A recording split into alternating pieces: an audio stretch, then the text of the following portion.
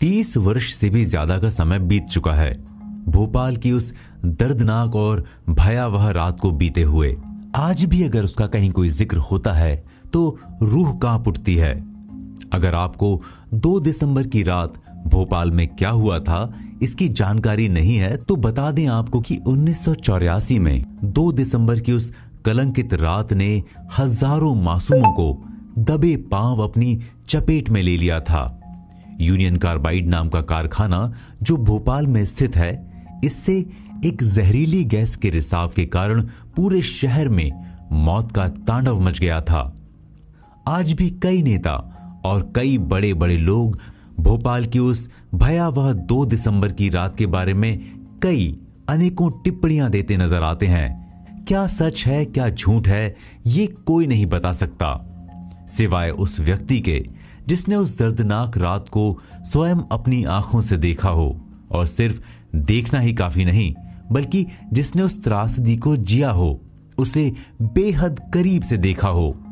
भोपाल के जयप्रकाश नगर, जिसे जेपी नगर भी कहा जाता है, यही वो इलाका है जिसने 1984 की 2 और 3 दिसंबर की दरमियानी रात मौत के उस भयावह मंजर का गवाह बना था, जिसे याद करते हुए आज भी यहां रहने वालों की रूहें सिहर उठती हैं। इसी दिन जेपी नगर के सामने बने यूनियन कार्बाइड इंडिया लिमिटेड के कारखाने में एक टैंक से अत्यधिक जहरीली गैस माइथिल आइसोसाइनेट MIC का रिसाव हुआ था।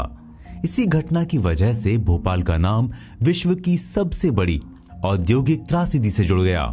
जहरीली गैस के असर और उस रात मची भगदड़ में हजारों लोग ही नहीं बल्कि हजारों मासूम पशु पक्षियों की जानें भी गईं। यही नहीं बल्कि इसके साथ साथ पर्यावरण को जो नुकसान पहुंचा उसकी भरपाई आज तक सरकारें नहीं कर पाई हैं। उस रात को कितनी जानें गईं इसका आंकड़ा लगाना मुश्किल है। कितनी मौतें हुई इस पर आज भी मतभेद हैं। ये मौत का नजारा सिर्फ उस तारीख तक ही सीमित नहीं था बल्कि उस घटना के कई सालों तक उसका वहां के जीव जंतुओं पर इसका दुष्प्रभाव पड़ा। जितना अभी तक आपको बताया गया है, सच सिर्फ इतना छोटा नहीं बल्कि सच्चाई तो हमारी सोच से परे है।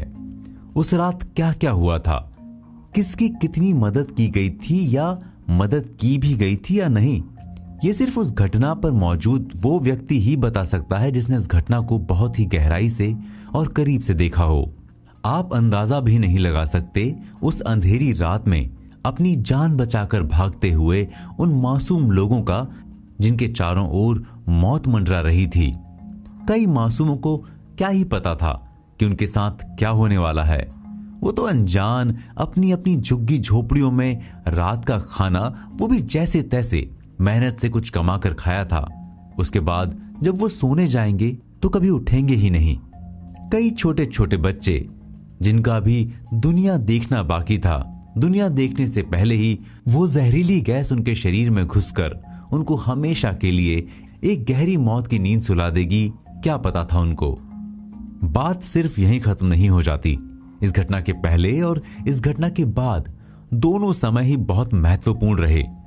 अब तक आप सभी के मन में कई सवालों और आशंकाओं की भरमार उठ चुकी होगी, जैसे इस भयानक त्रासदी में कितने लोगों की मृत्यु हुई? क्या जितना बताया जाता है उससे अधिक मौतें हुई थी? उन लोगों के परिवार का क्या हुआ जिनके घर में कमाने वाला सिर्फ एक ही था और इस जहरीली गैस ने उसे गहरी नींद में सुला दिया था? क्या उन्हें सरकारी सहायता प्राप्त हुई? क्या इस घटना के पीछे किसी की लापरवाही थी? क्या सुरक्षा में कमी थी? क्या इस त्रासदी को रोका जा सकता था अगर कुछ सावधानियां बरती जाती? उस घटना के बाद कारखाने का क्या हुआ? कैसे कारखाने आबादी वाली जगह पर चलाना सही है?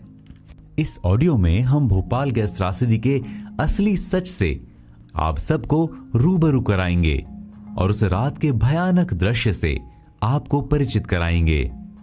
ज्यादातर लोगों को यह जानकारी नहीं होती है क्योंकि सही जानकारी के लिए सही सूत्रों की ही कमी है। आप हमारे साथ बने रहिए और जानिए भोपाल गैस त्रासदी से जुड़ी कुछ ऐसी अनकही बातें और घटनाएं जो आपको हैरान करके रख देंगी, जिनके बारे में आपने शायद ही कहीं पढ़ा और सुना होगा। सुनने